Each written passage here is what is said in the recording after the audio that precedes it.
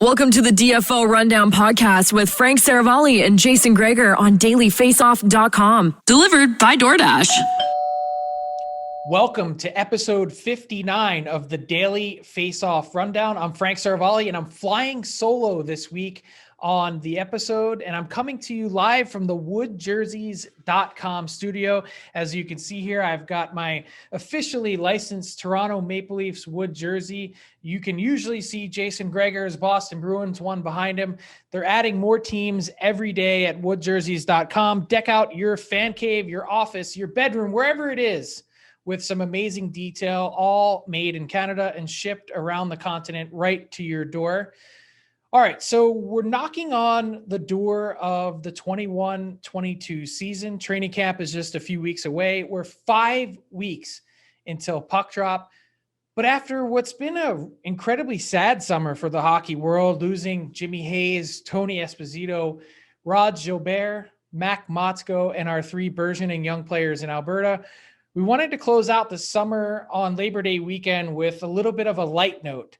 So with that, let's get to our big guest of the day, delivered by DoorDash. All of your favorites delivered right to your door, food and more. If you haven't tried DoorDash yet, use promo code RUNDOWNDD for 20% off your first order plus free delivery. If you don't feel like cooking tonight, or if you want to indulge in a little late night snack, trust me, I've been there. As you can see, DoorDash is your vehicle.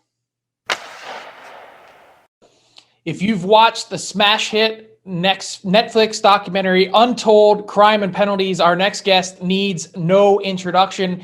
AJ Galante was the star of the show, the then 17-year-old kid who was handed the president and GM title and nearly built a championship team in just 2 years with the UHL's Danbury Trashers. The DFO Rundown is pleased to welcome AJ Galante to the show. How you doing, AJ? Hey, Frank, thanks for having me. I appreciate it. Awesome. So let's start here. We're thrilled to have you. So I got a chance to watch the doc, and obviously it's been such a big talking point. It's so popular, especially in hockey social media circles. What did you think of the doc when you first saw it, and how did this all come about? Well, that's a great, to be honest with you, I watched it when it came out on Tuesday. So I didn't have any early access to it. Which was nerve-wracking, to be honest with you, because McLean and Chapman the Way brothers, who produced the whole Untold series for Netflix. McLean reached out to me, I believe it was the end of 2018, and he kind of pitched this whole idea, and I kind of put him off, and finally he's like, AJ, I really want to talk to you. I'm telling you, this story can be huge. So we talked to him, and he was convinced that they could do something incredible with the story. And I guess so far so good. I don't know. It's hard to keep up with all the notifications and the updates, and it's insane. But it's just a very humbling experience right now. What did you think of the job they did? Was it accurate? Did they portray things? I'll tell you. With documentaries, I learned, sometimes there's some embellishments here and there, but I got to tell you, they were spot on. And I think that's just the type of producers they are. I mean, they told me from day one, they're extremely honest people, because, there's a lot of facets to the stories, layers to the stories that can get a little tough for us to speak about. But I got to tell you, they kept their word with everything. It was spot on. Were there any parts which might seem crazy for people, but yes, it was spot on. There were certainly some parts I was like, holy smokes, I can't believe that was real. Were there any parts of the story that in your mind didn't get told? Were there parts left out? Oh, so many. They told me they actually it's funny. They told me when they pitched this to Netflix, at first they were little 50-50 on doing the story, because we're not a big name, we're not a big team, and they wanted big names, and they just fought for us, these guys. And but to go back to your question, they had to cut down. We're actually the longest of all 5 Untold docs at an hour and 25 minutes. And they said, AJ, we had like 30 extra minutes we wanted to use, but Netflix had to cut us down. I mean, so many stories. I mean, when the NHL tried to sue us after the first year, some of the other pranks and stuff, T-Bone and I used to do together. I mean, there's just way too much to talk about. Seriously, it was insane. Well, let's dive into some of that, because actually that was one of my questions was, we saw the reaction from the United Hockey League, and actually the commissioner. It was one of the great heel turns, for me watching it, because you see him talk and you're like, okay, this is definitely heading down this path. And then at the end, he's like, yeah, like nothing but respect for the Galantes and their family and what they did for the league and everything. And so I was a little bit surprised to see that reaction towards the end. But from your perspective, what was the other reaction from other leagues? I'm sure everyone was noticing what you guys were doing, the AHL, the NHL. What was happening at that time? Refresh our memory and tell us some stories. Well, I feel like I've said it 1,000 times. We were the bad boys. And I tell you, we lived up to the moniker. We embraced it. We had players that loved it, embraced it. And, we were one of those guys. We were those guys that, kind of like one of those players that, like the Sean Averys of the world, where, by the way, we tried to trade for Sean Avery that first season. That's a whole nother story. But, the thing is, we were the team that everyone hated us so bad, but you couldn't help but like it in a way. And people loved to hate us. And you know what? If that got more eyeballs to the league, if that got more, I'm a firm believer. My dad always taught me no press is bad press, and frankly, we kind of ran with that. And I think it was after the Chad Wagner incident, and I believe it was 2005 when he went after the Adirondack coach at the time, Mark Potvin, and that's when we were on the front page of the Toronto Star, and it was like, what the hell are these guys doing down there? That's kind of when the tipping point for us, and people were just, especially the purists, they were just disgusted with us, with our antics, they didn't believe that there should be as much fighting. A lot of them didn't believe in fighting at all, obviously. And it was just crazy. And the NHL definitely had some issues. And I remember going into our second season. It's a true story. And no one really knows it. We were going into our second year, and we're sitting there. Me and my dad are eating McDonald's. And our director of media and our play-by-play announcer Phil Jubileo came in with a fax, and he put it on the table. He's like, "Hey guys," he was nervous about bringing it to us. He goes, "Hey guys, this just came in. You see the NHL seal at the top. Gary Bettman, this and that." And basically, in layman's terms and stupid people terms, what they were saying in fancy words were we had to change our name. And that we were too close to the Atlanta Thrashers. And, it was funny to me that a league that was just coming off a season-long lockout, they couldn't get their stuff together. We're worried about what a trash can logo was doing. And you know what? Me and my dad, we thought about it. We talked about it. And we were trying to, like, how are we going to respond to this? So basically, and it's a true story, we had Phil Jubileo put together in nice, educated words that we understand their grievance. And if they would like us to, we would have no problem flying in the Atlanta Thrashers to Danbury, and we would play them for the name. And, here's the reality, Frank. You're not a stupid guy. I mean, we would have lost the game, but we would have beat them up so bad to send a message to the NHL. And they would have beat us. And look, if we tried to fight it in court, we would have been screwed with legal fees. The NHL, they print money. So we were in a tough spot, but we sent the fax to them. It's like Mystery Alaska. Like, come on, bring the NHL in and play us. Well, it's a true story. My dad offered to fly in the whole Thrashers organization.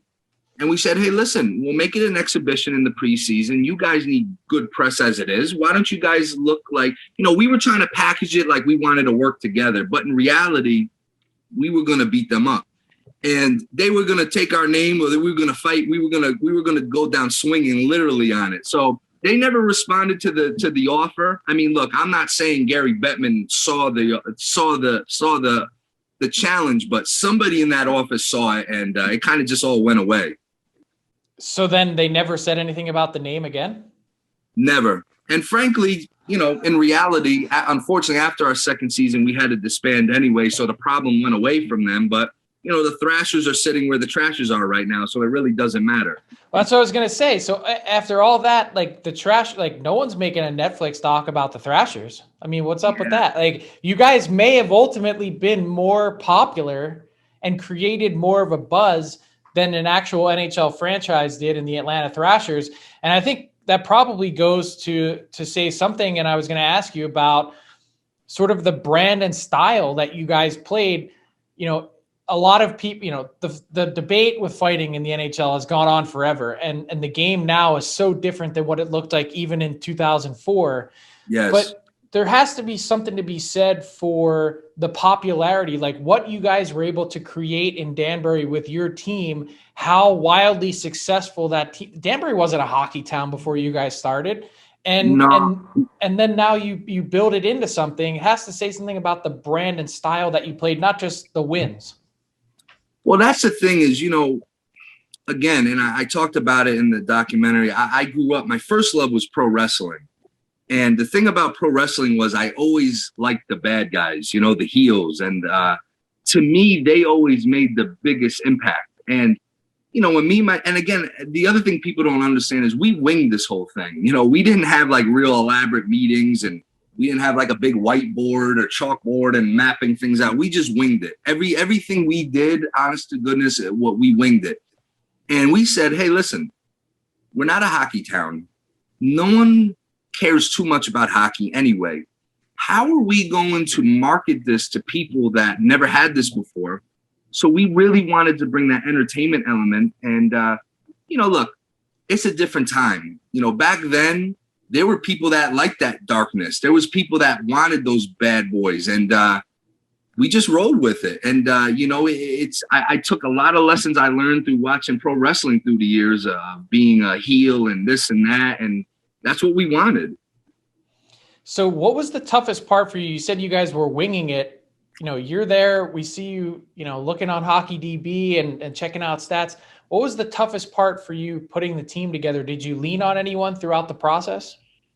Oh, sure. I mean, I get a lot of credit for this stuff, but we had a great team around us. Everyone was equals with us in the, I guess, front office. That sounds so professional. We weren't a front office. We were just like a bunch of lunatics, meeting in a room. But, we had a great team around us. Obviously T-Bone, Tommy Pompicello, our equipment manager, played a huge role in certain contacts.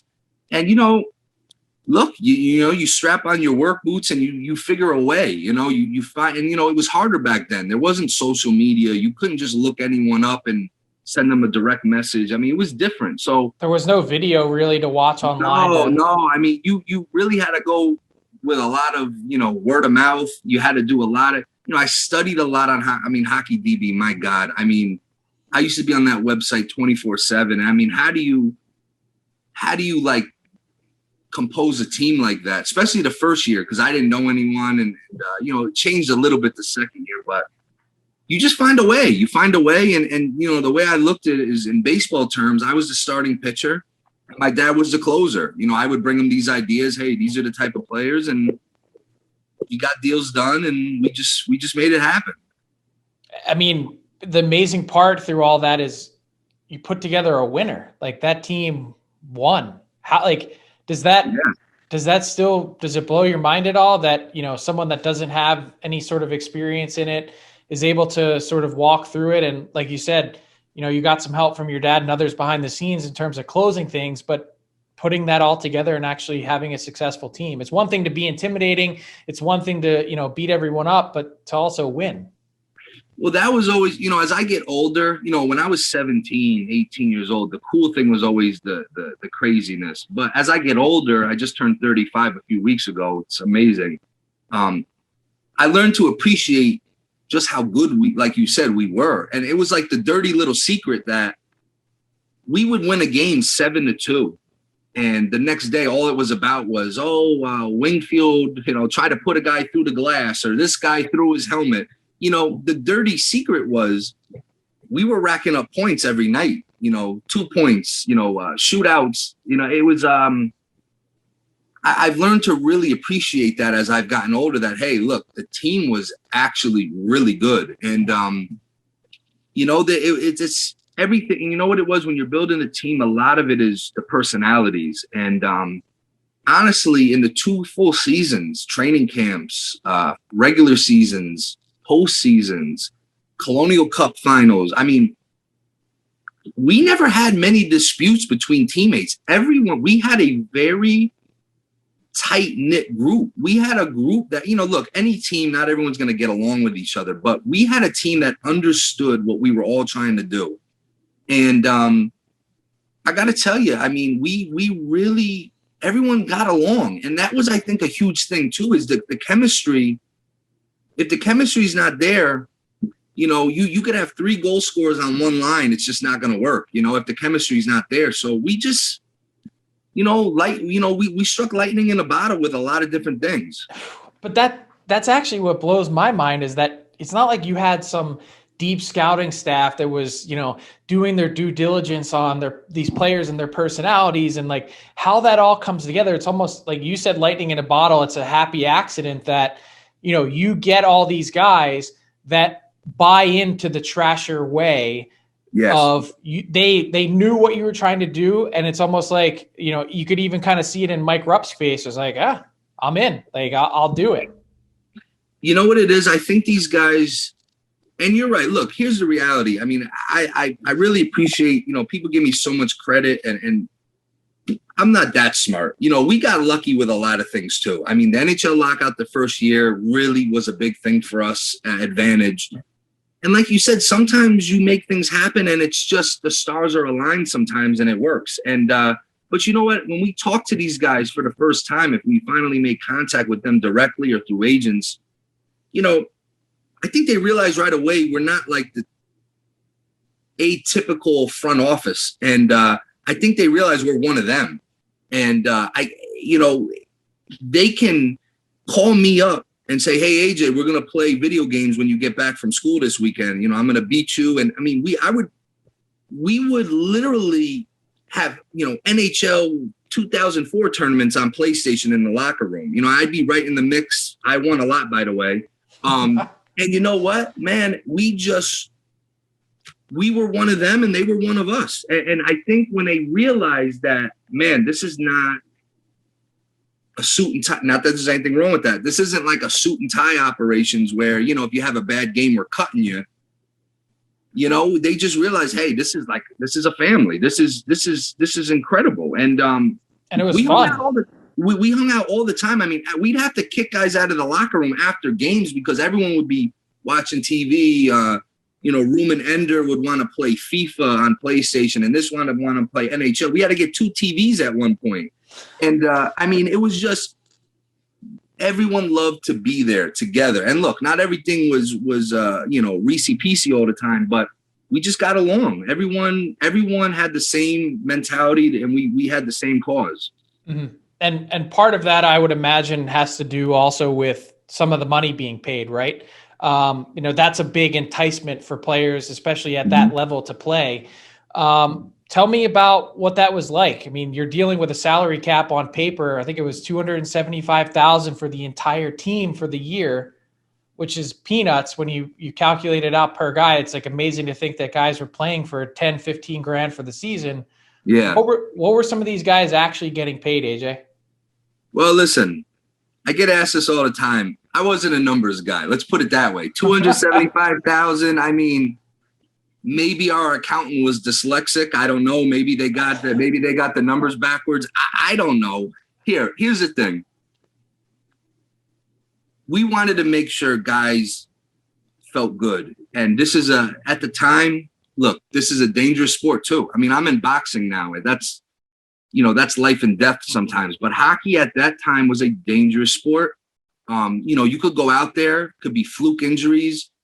You want to make sure guys feel like they're being taken care of. And like you said, look, I'm not going to speak too much on the salary cap, but I'll say this. It's hard to entice a guy to come play and he has to moonlight as the custodian in the rink after to make a couple extra bucks to buy a Burger King after the game. You know what I'm trying to say? So look, I've heard rumors of some of the numbers and stuff, but yeah, I think guys liked it here. And look, don't get me wrong. I mean, me and my dad have good personalities, but the money definitely played into a lot of the decisions.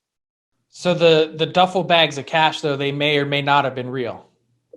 Well, hey, listen, I was doing homework a lot, so I don't know. I mean, I don't necessarily know if there was duffel bags or cash or whatever, but I was in school a lot, so who knows? Your guess is as good as mine on some of these things.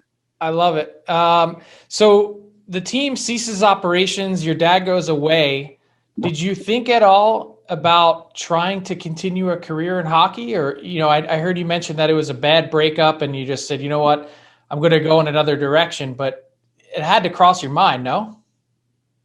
No, I mean, when it became official, that it was over. I mean, it was like,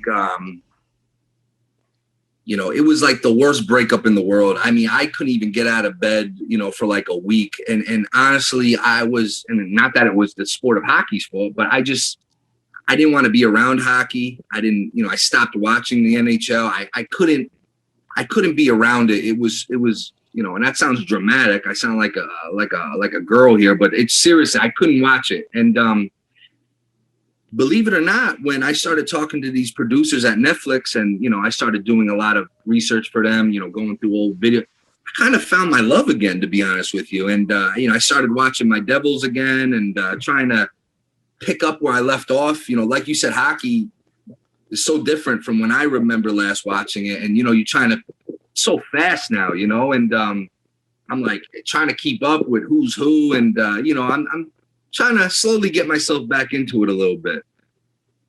Good for you. I mean, look, the game, as you said, has changed a lot, but it's still fast, exciting, all those things. Well, listen, and it's still physical.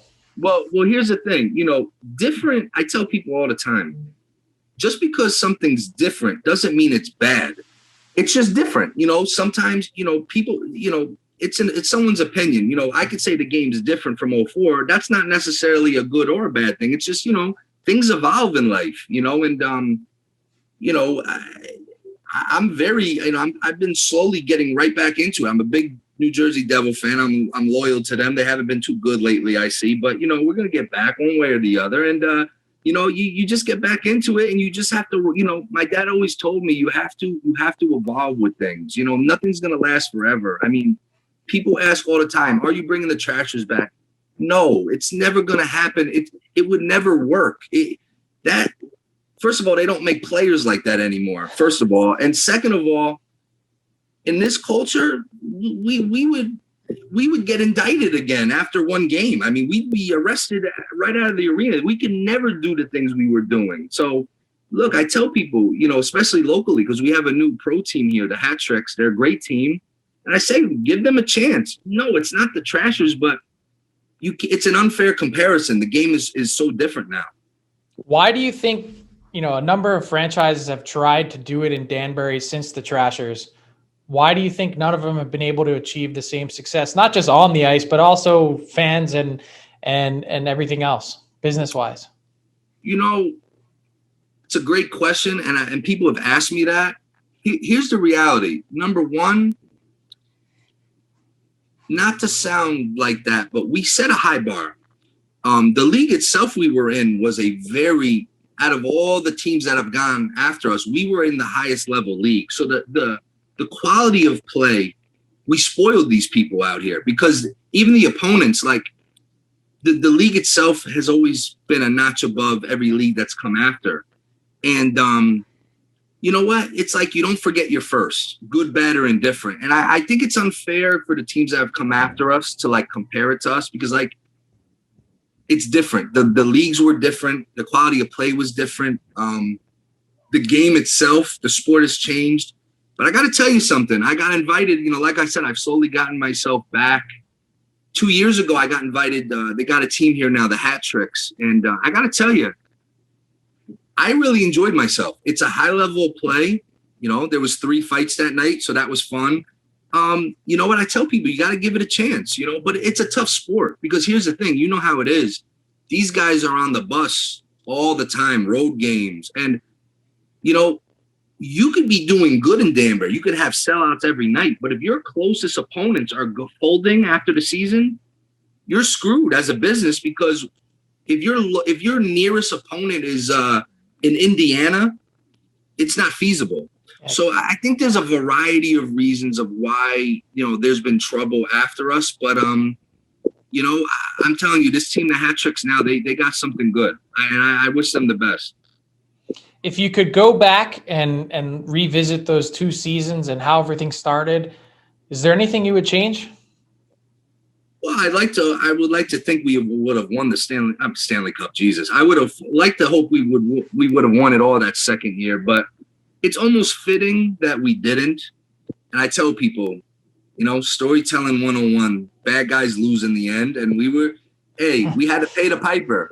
We were the bad guys. Ultimately, we lost. And you know what? That's how it's supposed to be. The bad guys aren't supposed to win. So I guess it was a little bit of karma. And we could never, I would love to get back that series with Kalamazoo because we had 2 defensemen. If they were healthy, it probably would have been different. But, you know, what can you do? Tell me about T-Bone, Tommy Pomposello. To me, what a character. Like, how did you decide on filling out your team and starting with T-Bone, and what's he up to now? Well, I think character is you couldn't have described it any better. I mean, just a character. Since I met him when I was really young. Listen, I try to put people around me that have similar mentality, which that makes me sound crazy. But what I mean is the same goals, you know. For all his craziness and antics, he has a very good hockey mind. And frankly, at the time, he was someone we can trust, and he had contacts that we didn't have. And like I said, we were in sync with what we were looking for. And he was really one of the few guys that my father and I at the time were confident enough to reach out on our behalf almost, you know, and, you know, he's been around the game. He was around the game a lot longer than me and my father combined. So it was a no-brainer. And I think his personality definitely fit, which is scary to say. But it all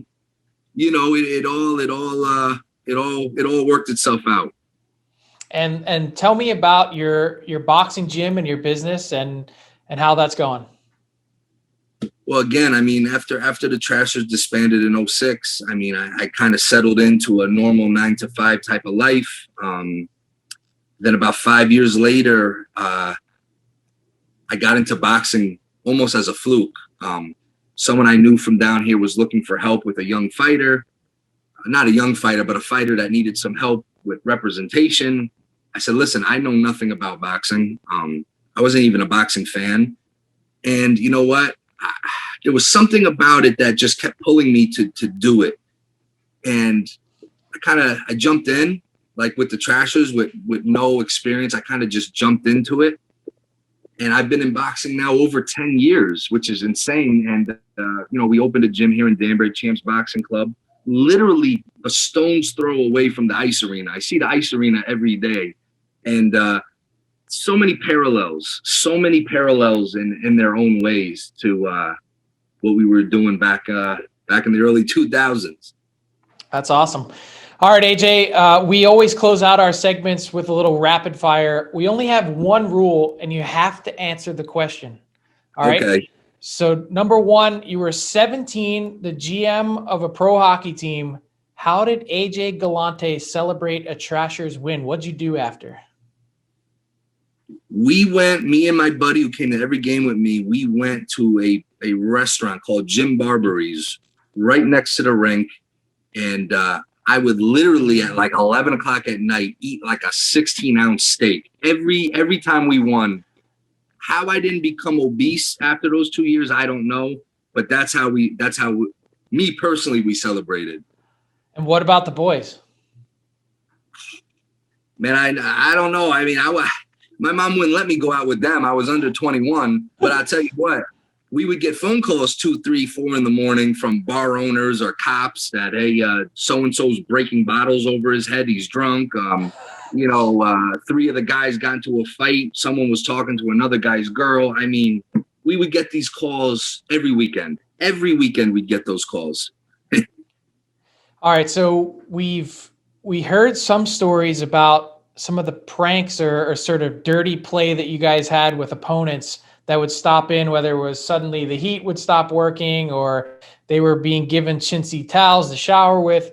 What is the dirtiest Trasher move against opponents that would stop into Danbury? Allegedly, I may have heard that a police officer who was a Trasher fan allegedly pulled over the Adirondack Frostbite bus and kept them on the side of the road for about, allegedly, an hour. And when he was done with them, there was nothing for him to see. He sent them off, and the Frostbite got to the big game. It was a battle for first place, I believe. They got there like 25 minutes before puck drop, and needless to say, they weren't able to get too warmed up, and we had a good night. Allegedly, of course. Yeah. Very, very allegedly. I've heard tales. I don't know. That's awesome. So during the NHL lockout, who was one player you tried to get but couldn't land? That's a twofold question. The first answer to that, as far as a guy in the NHL that didn't play in our league, we tried to get Donald Brashear at the time because it would have been the funniest goddamn thing to see him play on with some of our guys. I mean, we probably would have just lost opponents at that point with the team we had, and then you bring in a Donald Brashear, that would have been it. We really tried hard for him. He ended up going to the Quebec League, I believe. But the main guy that I wanted, and he ended up playing in that league, was Sean Avery. Sean Avery was born to be a Trasher, and he was with the Detroit Red Wings at the time. And during the lockout, there was actually a team in our league, the Motor City Mechanics. So he, Chris Chelios, and Darian Hatcher, I want to say, played a few games with that Motor City team. But Sean Avery was the only one that was taking it serious. And we tried to trade for him at the trade deadline. And I believe I was told he was kind of in on coming. But I think, like any league, the league has to officially rubber stamp the trade. My spidey senses say I don't think the league wanted Sean Avery on the Trashers. So unfortunately, we couldn't execute that trade officially. But Sean Avery, if he's listening, he was born to be a Trasher, and it's a shame we couldn't do that. Lord knows, maybe it was better that he wasn't. So you said born to be a Trasher, and you guys had one of the best nicknames. We talked about the run-in with the Thrashers. What were some other names? Like, it was such a perfect name, but what were some of the other nicknames that you guys considered for your team? None. That was when my dad told me, he was like, "We're calling it the Trashers." And at first, I didn't like the name, but after a day or two, I thought about it, and just thinking of like some of the logos that could be made out of a trash can, it was the funniest thing I had ever heard in my life. And I'm like, you know what, Dad, you're right. That was a genius move. But there was no alternative, and that's why when the Thrashers and the NHL threatened us, I don't think it was the Thrashers, but when the NHL threatened us, we didn't have an alternative name. So we probably would have done something stupid like not have a name. We would have just been called Danbury. We probably wouldn't have called ourselves anything else. That's awesome. And lastly, this is going to be a tough one for you. Who was the toughest Trasher? Was it Winfield? Was it Ruminadur? How about this one? I'm going to throw this one at you. You only played a few games. Frank the Animal Bialowas. That is the age-old question. That is, oh man, and the rule was I had to answer. Okay, well, I'll put it to you like this, because they're all friends of mine, and someone's going to be angry. Here's the thing. They were all at different points of their career at the time with the Trashers, so not all of them were in their prime. So I'll put it to you this way. At the time of 2004 through 2006, if for whatever the reason, which would be pretty awesome, if we had to stage a fight center ice and we needed the win, if for whatever the reason, for the fans to vote, or, you know, they have these fantasy pound for pound lists. It's a steel cage death match, to put it in a wrestling term. Steel cage death match at that time, not in their primes, at that time, Brad Winfield. I mean, that's tough, but Brad Winfield was a dog, and he wasn't even in his prime he was a little older at the time. Not that he was old, but if the chips were down and we had a gun to our head and it was all riding on one guy at that time, pre-leg injury, pre-broken leg, Brad Winfield is a guy you want in a foxhole with you.